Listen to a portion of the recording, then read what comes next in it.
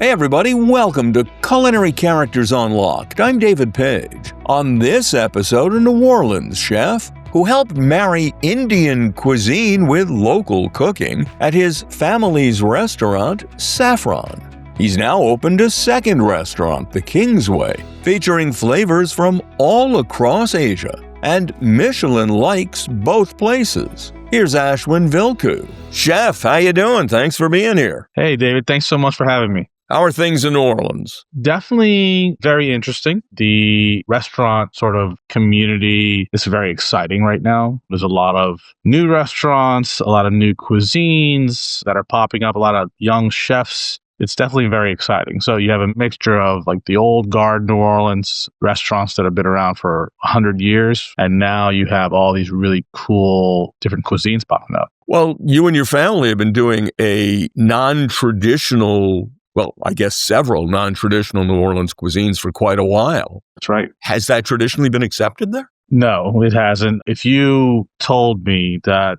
15 years ago, would Saffron or Kingsway be possible there? It wouldn't have been a possibility. The city wasn't ready for something new, more of a big city feeling restaurants. They just weren't ready for it. What changed? I think that there was some new exciting chefs that came to town. Like Nina Compton had come in from Miami to open Compare. You had Alon Shaya doing Shaya on Magazine Street.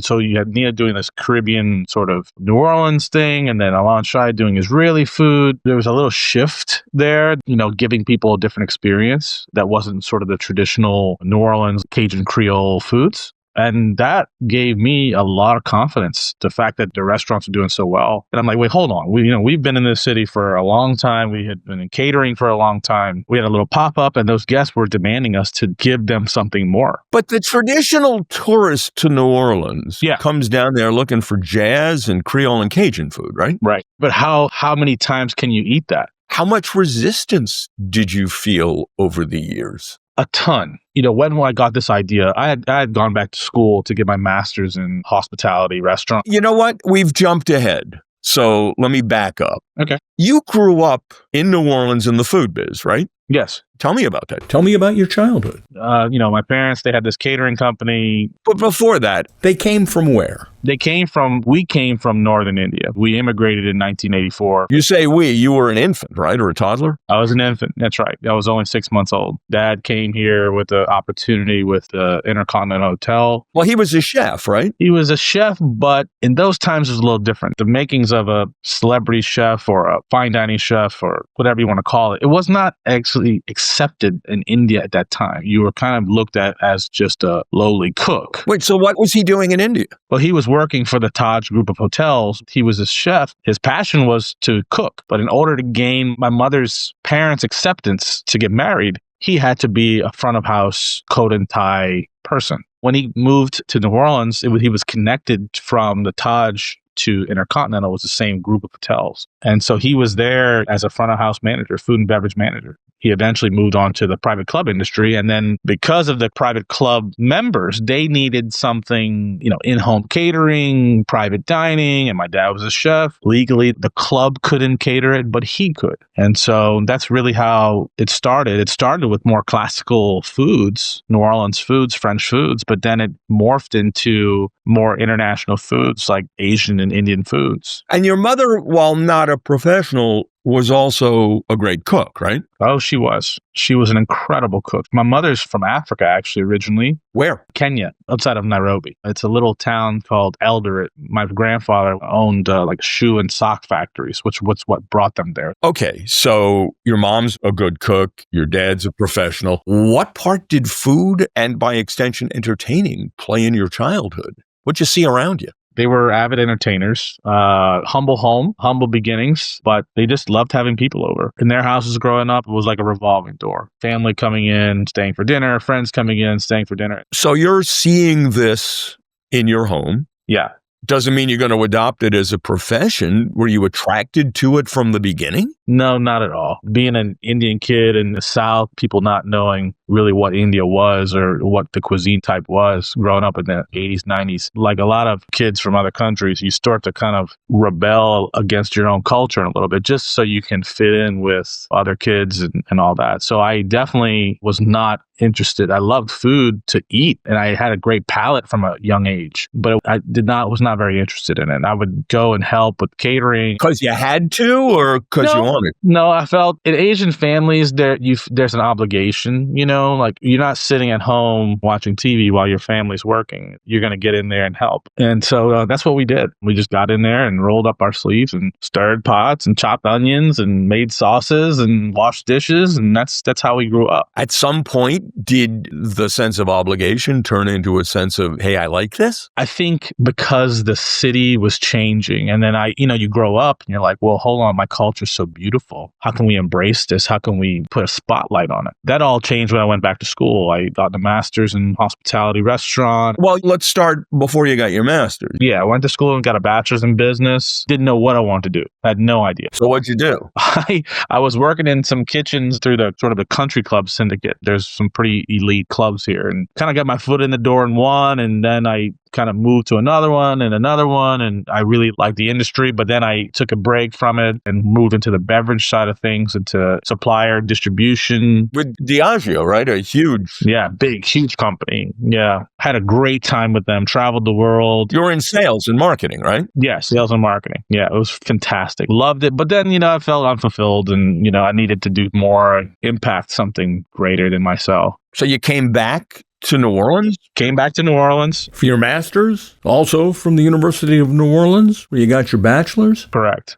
Yeah. The professor who was the head of hospitality was so amazing, Dr. Chaco. He's the one who really convinced me to come back and do the program. And he's like, I think you'll get inspired. I think it'll make you think. You're content with what you're doing right now, but I think it can challenge you to do something more. And I did. And that's really what sparked Saffron to kind of come up. And then eventually now Kingsway. Saffron began as your master's thesis? That's right. Yeah. Tell me that story. Yeah. The thesis was, what could Saffron be? The catering company my parents started in the early 90s. And then they got a brick and mortar space, which was basically a catering facility. I want to say in about 2010, 2011, something like that. And then because of the demand for their food, they decided, well, we're going to build out a whole restaurant in the space next door to the kitchen. It was like a strip mall. So they leased the space next door, combined both places, white tablecloth, full menu every Friday night. And it was like booked up for 3 months in advance. So that was really like the pilot, really tested the market. And it was a very hot reservation. And how long did that go on? That was 6 years. Oh, so it was a once a week deal. Once a week deal.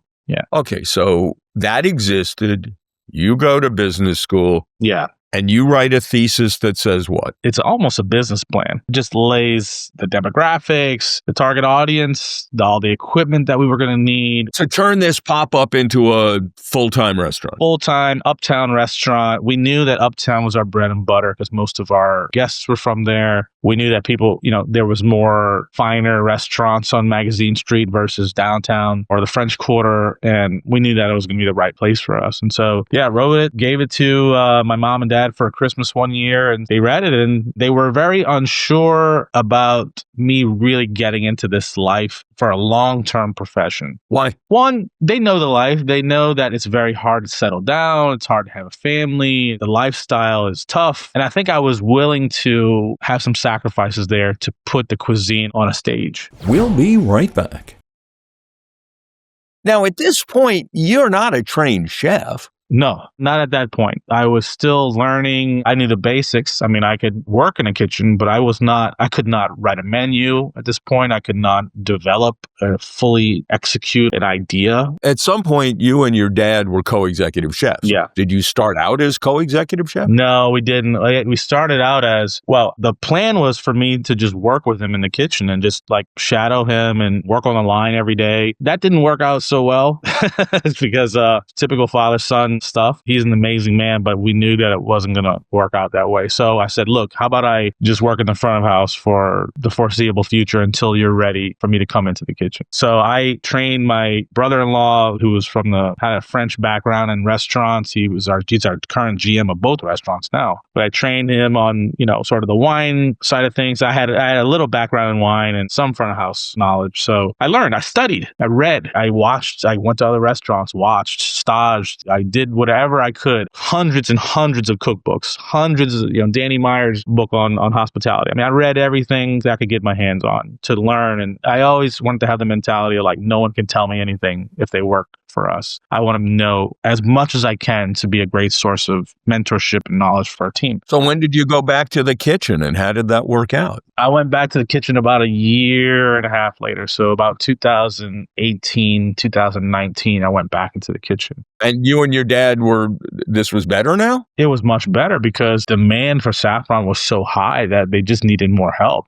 Kitchens are like, sometimes it can be a revolving door. Some days you'll have cooks, some days you won't. It's gotten a lot better for sure. I mean, our teams at both places are so solid now. But in the beginning, opening restaurants, you're trying to figure out who's going to be a part of the team. Well, you said demand was so high. Was it an instant success? Yeah, it really was. Why? I think the catering pop-up had already established its brand. There was already a brand of trust. So when we opened the doors, community was begging for a really cool experience with different flavors. What were you serving? We were serving kind of us on a plate. Well, traditional Indian cuisine, and as we know it, it's only from one area of India. I mean, what was the promise you were making? Come here and you'll get what? The promise we were making was you're going to have our authentic Indian food, which means that you take Indian people, you drop them in New Orleans, they're here for 30 years, and this is what you're going to get. You're going to get oysters. You're going to get our local shrimp. And these are northern, southern Indian fusion dishes that are on the menu, which is a little irregular. Most of the world knows Indian food as northern Indian food. Chicken tikka masala, lamb vindaloo. Yeah, exactly. Were those on the menu? Not so much at the beginning. We would put, sneak in one or two just to like make people happy. We never had butter chicken or chicken tikka masala on the menu until COVID happened. And then when COVID happened, we had to figure out a way, okay, how do we keep driving traffic to the restaurant for takeout and for limited dining and all that stuff? And so it was a perfect takeout item. But regardless of that, we really wanted to show like what we do, which was very technical food, but has the New Orleans flair to it by using the local produce and seafood. Was the clientele local? Was it tourists? Was it both? In the beginning, it was local, but because the restaurant got so awarded so early on. Well, what did it get awarded? Best new restaurant from New Orleans Magazine, James Beard nomination for best new restaurant, New York Times. There were so many different things that it was recognized for. Well, let's dig into the food. One write-up I read talked about your signature gumbo. Yeah. Which is not traditional New Orleans gumbo. No, it's not. Tell me about the gumbo. Well, it's dad's kind of love letter to New Orleans. He developed it so many years prior to the restaurant. But yeah, it's a Trinity classic roux, but meant to be a little brothier. Most gumbos you can find in New Orleans are more meat-centric with chicken and sausage and duck and things like that. But to have seafood, lump crab and local Gulf shrimp, it was a beautiful marriage of cultures because there was a lot of South Indian spices along with North Indian spices. Well, curry leaves, Kashmiri chili powder, fresh ginger. What am I missing here? Yeah, ginger, mustard seed, curry leaf. It's a beautiful aromatic dish. Very brothy, not so heavy roux or dark roux. It's always a place on our menu. It will always be there. Staying with New Orleans classics done your way, what's the oyster bed roast? Oyster bed roast is our local Area 3 or Area 11 oysters from P&J's. I should know what that expression is, and I don't. What's Area 11? It's basically like the brackish water zones where oysters grow, where you have a mix of fresh water and seawater where oysters grow and thrive. Those zones are very important to talk about. Okay, but I interrupted you. Tell me more about the dish. That's okay. These oyster pans were made by two brothers, former Marine Force Recon. We met with them so many times. They're just a beautiful family. We knew that we wanted to not just do something so traditional, but got the feeling of maybe the New Orleans charbroiled oysters. But we knew that we wanted to keep a medium rare center inside. And so what we did was, Dad pretty much pioneered this. We sear the oysters from the bottom in the pan. So they never actually hit an oven. They're seared from the bottom, and then they're layered with a compound butter that has caramelized onions, black pepper. And then on top of that is a panko breadcrumb and a Parmesan that we infuse with very finely cut curry leaves. And so now you have all the layering of flavor. You layer all those things on, and then you broil them. So you get a top heat from the salamander. Does this come out like in a metal pan? How do I eat this? Yeah, it comes out in it's called the oyster bed. It's a beautiful pewter pan. And for us, the color and the shine is very important. That's why we decided never to put it in the oven. And so then it's finished with a little bit of lemon and naan. Naan bread, yeah. Probably things that have never been put together is naan and oysters. You make your own naan, of course? Of course, yeah. I'm looking at the menu, and there are multiple things that I haven't seen before. What's going pork belly with a plum chutney? Yeah, the pork belly is inspired by pork vindaloo. So some of the classic spices, especially the vinegar note and the red chili note, is extremely important dish. So the pork belly is from Holland. It's a beautiful, beautiful pork that's kind of a free-range animal. There's plenty of pork in the South. Why are you bringing pork in from Holland? I was always taught to use the best quality ingredients you can get. And the best pork is Dutch? Well, hey, I have yet to see anything better. Really? Yeah, it's incredible. Yeah, truly. I've never heard of that. Yeah, really special. It's just a beautiful, it's seared on both sides. It's braised first with a lot of aromatics. And then when we pick it up, we just pick it up on a cast iron and serve with the apple pear chutney with the vindaloo sauce. It's great. What's goat keema? Goat keema is a leg that has been minced. Anytime it says keema, it's essentially a minced meat. So it's like goat hamburger? Yes, but it's not made into a patty. It's more of a loose situation that's in a cast iron. And so you eat it with bread. And it's one of the most divine things ever. It's so good. And we'll be right back. What role do vegetables play on that menu, especially vegetables without animal protein? Vegetables are almost like a religion in Indian culture. Which is why, candidly, I'm surprised at the amount of animal flesh I'm seeing on the menu compared. One, it's because we're Northerners and we're from a group called Sikhs or Sikh. It's a religion that were descendants of warriors, soldiers. And so we ate off the land. That's why we really have no restrictions in what we eat. So we beef, pork, anything. And so the menu is going to reflect that, especially being in a sportsman's paradise like Louisiana. It speaks to us a little more. But most of the country in India is vegetarian. So I'm looking, you got tandoori squash, you've got Creole tomato and mango soup, you've got a pickle sampler? Yeah, pickling and fermenting is a big part of Asian culture, Indian culture. And so we pickle everything. So there's a pickling of things that are raw, like pickled vegetables or pickled cayenne or whatever you decide to pickle. But then there's pickling of proteins, which is big in our culture, which was a preservation method. We love the flavor of pickled proteins, especially shrimp.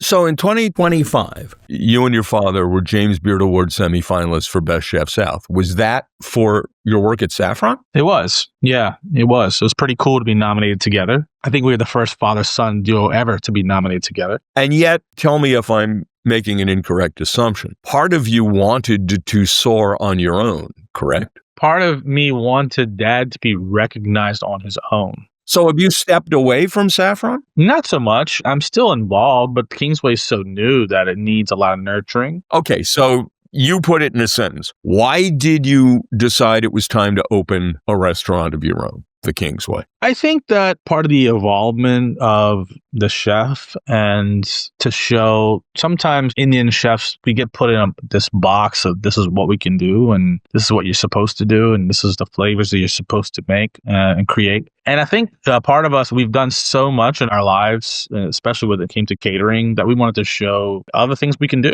We or I? Well, everything we do is a family. Am I creating the menu? Yes, of course I am. Am I leading the charge and creating the experience? Yes, I am. But that doesn't... Well, there's a quote, an interview with you that says, I truly felt like the king of the project, building a restaurant that reflects my vision. Absolutely. I definitely spearheaded every part of the vision and the execution of every piece of it. That doesn't mean like the family was not involved. I mean, we do everything as a family. It's just that I was calling the shots. That's all. We're still going to talk to each other about everything. So what's the vision? I knew that New Orleans needs different experiences. I knew that there's this new crop of young chefs in New Orleans that are doing some really cool things. And I consider myself a part of this group of chefs. And so I knew that the city was yearning for Asian flavors. Well, you already had, Indian food is Asian flavors. You already had that at Saffron. How does what you were going to do here differ? We're definitely leaning more East Asian, Southeast Asian. Such as? Chinese, Vietnamese, Malaysian, Singapore. We're leaning heavily on those flavors. Have you left India behind entirely here? No. There's nothing on the menu that's so literal Indian. There may be the incorporation of some spices, but I've had people say, like Indian people that have come to the restaurant, they say they can tell that an Indian chef is at the helm because they say that they're picking up on some of the nuanced flavors. And that's probably 100% 100% accurate. I can never pull that out of the way we cook, but we're just leaning into, because the Chinese migration into India that happened centuries ago really influenced the food in a huge way. In terms of wok cooking, especially, most Indian restaurants have some sort of wok situation in their kitchens because it's one of the best tools for cooking, to be honest, because of its heat. Okay, so you have experience with Chinese influenced cooking. Yeah. Where did you get your experience with Singaporean cuisine or any of the other cuisines that you mentioned? I study, I train, I practice. I am an Asian person. I come from a continent of many Asian background and ethnicities. Singapore is a melting pot of Asian culture. That's what Singapore is. It's mostly Chinese, but it's India, it's Malaysian, it's Thai people, Vietnamese people. They have somewhat of a, like the Hakka cuisine, but for the most part, it's a melting pot of Asian cuisines and cultures. And it was a perfect way, our messaging was perfect spot on to what we're doing because you can find curry leaves and everything there. You can find Beijing style duck, Vietnamese soups. That island, you can find the best Chinese food in the world there. Have you been to Singapore? I have not. But like I said, I studied and I train and I watch. Everything is at your fingertips right now. You can have access to anything you want. It's one thing to introduce New Orleans to this range of cuisines. Why choose to do it as a high-end tasting menu? I think that's just the involvement of the chef, and you want people to enjoy your food in the order in which you want them to have it. Saffron, I knew that we could, since we're so close to one another, Kingsway and Saffron are just a half block away from each other. If you run out of something, you can run down this. Exactly. No, that happened a lot in the first few weeks, for sure. But yes, I didn't want to do the same menu style as Saffron because it would be really directly competing with Saffron. And so this is just really the format. When you step into the space has dictated the menu style because the space is so gorgeous. And I just think there's Michelin here in town. There's not that was ever essentially the goal, but it just kind of happened that we were going to get involved with that. Both restaurants were recognized by Michelin in the inaugural Guide to the South as recommended. Correct. Disappointed you didn't get a star? Not at all. I was really just so happy that a restaurant at 4 months old could be recommended. And Saffron is a busy restaurant. I don't know what the thought process is behind it all, but I think Saffron is just a busy place. Let's get back to the food for a second. Yeah. You mentioned wok cooking. How much of the menu is cooked that way and why? The wok, it can create a flavor that there's no other instrument in the kitchen or heat source that can create the flavor from a wok because you're balancing the fine line of basically not being burnt. So it takes a very skilled chef to do this. I learned from my dad, who's literally like a wok master. And the whole thing is about our woks that we use are 15 years old in the Kingsway. So they're very seasoned. But you brought them over from Saffron? We used to have this catering facility, but we basically brought it over from our house. Oh.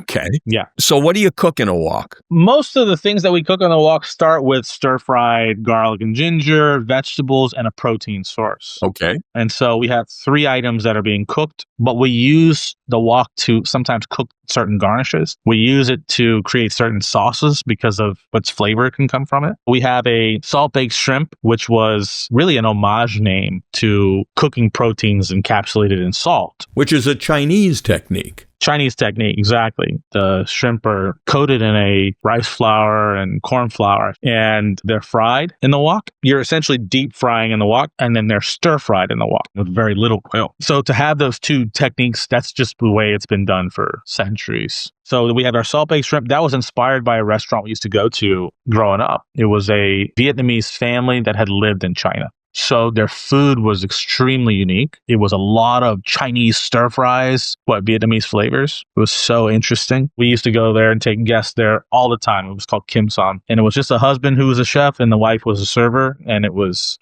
just so good. And so that one dish, to be honest, we used to go there for the salt-baked shrimp. If there's one dish that inspired the Kingsway, that's the one dish. It's so rustic, even on our menu now. It's meant to be rustic. There's no flowers on it. It's not tweezed. It's just rustic on the plate with stir-fried onions, cabbage, and green peppers with black pepper and salt, and the shrimp. That's it. Tell me about another signature dish. The scallion lamb.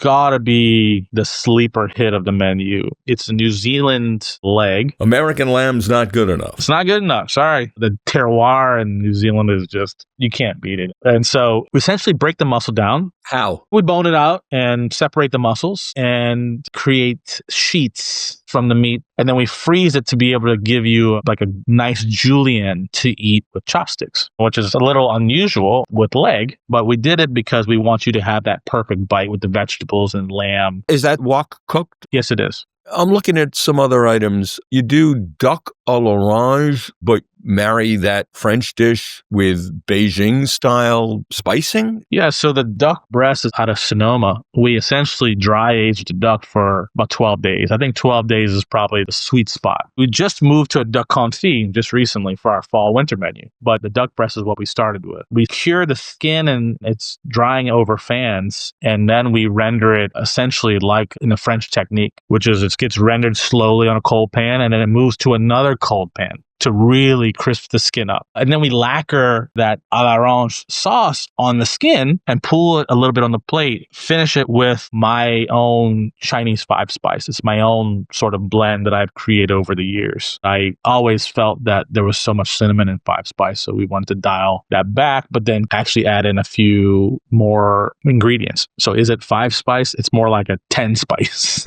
It's a beautiful spice, very cardamom and bay leaf forward with a little clove, a little cinnamon, horse star anise, and fennel. So the duck is rendered, it's roasted and finished with the spice. And we've taken the l'orange sauce, almost feels like a cross between a classic l'orange and a classic accompaniment sauce with the Beijing Peking duck. So there's hoisin, there's Shaoxing wine, star anise, green onions. So very, very Chinese and very French. And then we have a little Japanese component with the kabocha squash, and then a little Indian component with Indian green chilies, coconut oil. It was a beautiful dish, but it was time to retire it for the fall season. I've read that refrigerator noodles, a Hong Kong style dish, that's something you ate at home? Yeah. Tell me about that. In our home, there was a lot of Indo-Chinese cooking. We would always eat hot noodles from the wok, but the next day I always noticed that they were better. So I would go into the fridge and I would just eat it from whatever container my mother packed it in. I would just eat it straight out of the container with chopsticks, and it was just a beautiful nostalgic memory. To be honest, I thought that this dish was going to be the least selling dish on the menu. It actually was one of the highest. Why do you think that is? That dish spoke to many people. Cold pizza, cold noodles. It spoke to people. While the flavors were extraordinary, the feeling of a cold, slurpy, spicy, vegetable-y, shrimpy noodle was nostalgic. And that's what I hoped it was going to sort of, encapture. Well, so much of the food people like or love is nostalgia.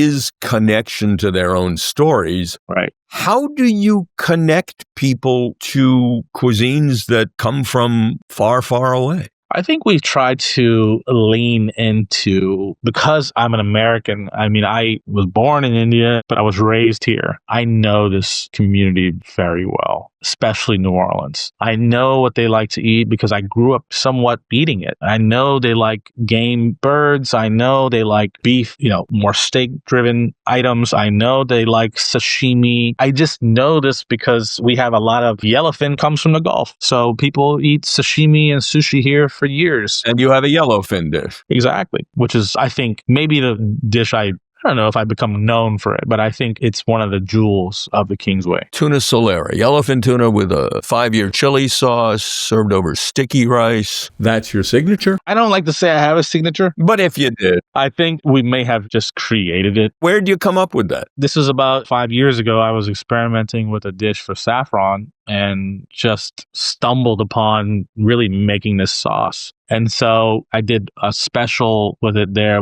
We had gotten access to some bluefin. I said, this is perfect. So I obviously had some Indian ingredients, finishing products like puffed rice and garam masala. So I created a dish for there, but I said, man, this sauce is so good. This needs to age. And I bet you it's going to be so much better. So every couple of months I would check and it would develop so much umami. And then it just sat there. I would stir it, once every couple of months. And then when the thoughts of Kingsway started to come, I said, this has to be on the menu. So why'd you go to yellowfin, not bluefin? Yellowfin's a little more financially makes more sense. The menu's $92. So it's not a $200 tasting menu. It's a $92 tasting menu with some supplements. And so I think I wanted to honor the Gulf, because it's in our backyard. Now, if the vendor calls and says, hey, I have some amazing bluefin, sometimes we'll run a special on it. And so the tuna comes in, we break the tuna down into loins, not necessarily saku blocks. Saku block is basically what all sushi chefs make to essentially like portion their sushi. What we're making really strips to make a torchon. And we essentially build this tube and freeze it, hang it and freeze it. We slice it on a deli slicer so that it's all very uniform. And then that sits on top of koshikari rice, which is a beautiful Japanese sushi rice. The sauce, of course, we brought it out of retirement and we developed the same exact sauce. And so we always have that library from the mother sauce being incorporated into the new sauce, hence the name Solera. From the Solera sherry making process, which is sherry or even champagne making, where there's always a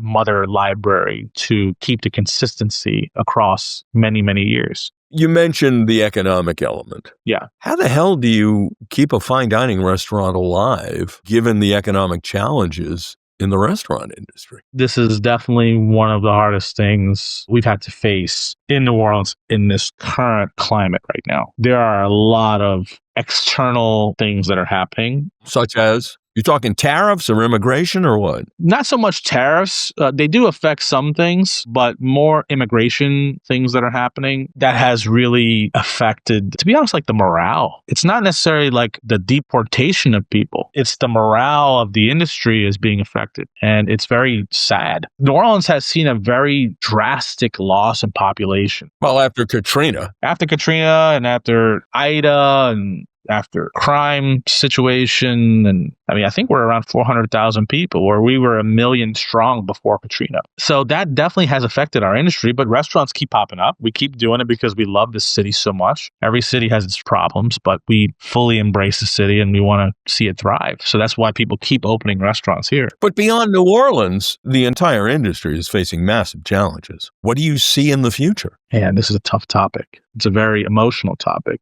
I don't know if I have the answer to that. I think that it comes down to your sort of moral, ethical direction of where you want to take this industry. And I think you have to work by nurturing, uplifting people and the humanity of things. And that's sometimes that gets thrown on the side because of whether you're trying to execute a high level menu or multiple restaurants. That way you really can't control the culture. I just think that the humanity, the nurturing of people is really one of the only things that we can control right now. Just be kind to one another. And I think that is systemic. I think that can sort of infiltrate others and spread good. I mean, that's the only answer I really have right now. Is all I can control is what's in my 2 restaurants right now and what I put out sort of through the social media and through our language. And what's the future for you and yours? We're lucky that the restaurants are healthy, and we're lucky,